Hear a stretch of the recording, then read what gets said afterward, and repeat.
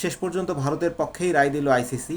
যেহেতু আইসিসির প্রধান জয় শাহ ভারতের মানুষ, সেক্ষেত্রে রায় যে তাদের পক্ষেই যাবে এটা আমরা খুব স্বাভাবিকভাবেই অনুমান করতে পারছিলাম।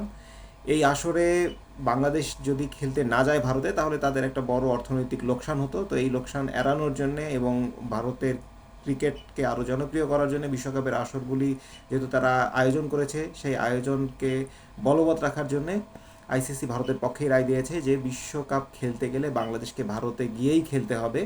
বিসিবির পক্ষ থেকে আমরা জানি যে কিছু একটা আবেদন করা হয়েছিল আইসিসির কাছে যে বাংলাদেশের নিরাপত্তা ইস্যুতে বাংলাদেশের যে খেলাগুলি রয়েছে এইগুলিকে ভেন্যু পরিবর্তন করে শ্রীলঙ্কায় দেওয়ার জন্য, কিন্তু আইসিসি সেটাতে রাজি হয়নি, এমনটাই জানা গেছে ক্রিক ইনফোর একটা বিশেষ প্রতিবেদন থেকে।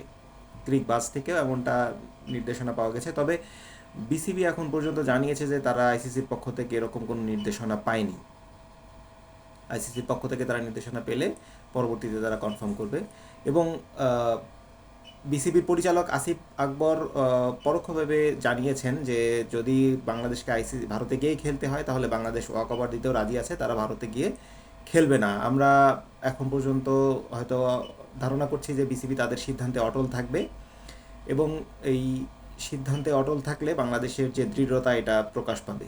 আর যদি আমাদের হার মানতেই হয় তাহলে এটা আমাদের জন্য একটা বড় হার হবে, যেটা আমরা বারবার রক্ষা করতে পারিনি। আমরা জানি ভারতীয় ক্রিকেট বোর্ড এই ক্রিকেট বিশ্বে একটা বড় রকম স্বেচ্ছাচারিতা সবসময় দেখিয়ে এসেছে, এবং বিশেষ করে আইপিএলকে ঘিরে 2013 সালে আমরা যারা মনে করতে পারি, যেমন যখন শ্রীলঙ্কার সাথে তামিলনাড়ুর একটা বড় রকম দ্বন্দ্ব চলছিল রাজনৈতিক, তখন শ্রীলঙ্কার খেলোয়াড়দের যেন তামিলনাড়ুতে খেলতে না পারে এমনটাই জানিয়েছিলেন শ্রীলঙ্কার তৎকালীন মুখ্যমন্ত্রী জয়ললিত, এবং সেই সিদ্ধান্তের ফলে কিন্তু একটা বড় রকম বাধা এসেছিল শ্রীলঙ্কার সামনে।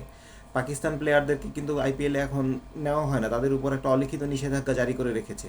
তো এরকম যদি আইপিএল ফ্রাঞ্চাইজি ক্রিকেটের বর্তমান পৃথিবীর সবচেয়ে বড় আসর, এবং এই আসরকে ঘিরে যদি তারা এরকম স্বেচ্ছাচারিতা করতে থাকে, তাহলে কিন্তু বাংলাদেশে এই খেলাকে ঘিরে আমাদের যে উত্তেজনা, আমাদের ভেতরে যে জনপ্রিয়তা, এটার কোনো যৌক্তিক কারণ আছে বলে আমরা মনে করি না। এবং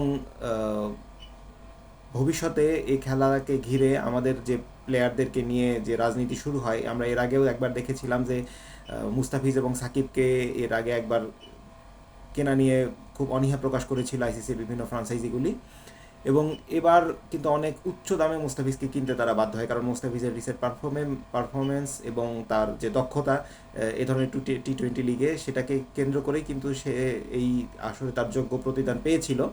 কিন্তু পরবর্তীতে সেই উগ্র রাজনীতিবিদদের জয় হলো ভারতে, তারা মুস্তাফিজকে এখান থেকে নিষেধাজ্ঞা দিয়েই দিল যেন তারা খেলতে না পারে মুস্তাফিজ এখানে।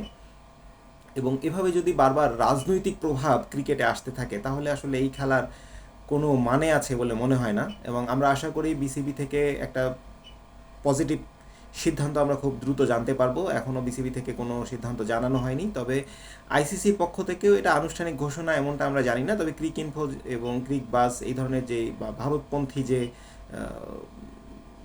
ক্রিকেটীয় যে নিউজ চ্যানেলগুলি রয়েছে এবং যেখান থেকে আমরা খেলার বিষয়ে পেজগুলি রয়েছে, এখান থেকে আমরা এই বিষয়গুলি জানতে পেরেছি।